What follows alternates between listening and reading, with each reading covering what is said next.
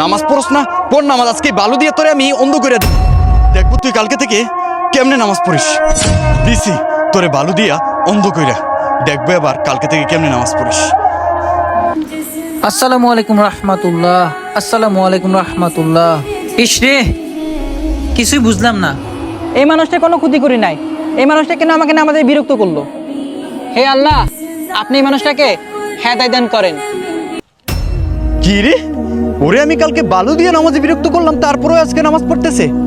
আজকে এই কাটা দিয়া ওর জীবন আমি নষ্ট করে দেবো। দেখবো কেমনে নামাজ পড়ে কালকে থেকে। ওর নামাজ জন্মের মতো পড়। আসসালামু আলাইকুম রহমতুল্লাহ। আসসালামু আলাইকুম রহমতুল্লাহ। ইস রে, কিছু বুঝলাম না। এই মানুষটা প্রত্যেকের দিনে আমাকে নামাজে বিরক্ত করে কেন? হে আল্লাহ, আপনি যদি কখনো আমার নামাজ কবুল করে থাকেন, তাহলে আপনি এই মানুষটাকে ধ্বংস করে দেন। আমিন। দিছি আজকে ওরে উচিত শিক্ষা। দেখবো কালকে থেকে কেমনে নামাজ।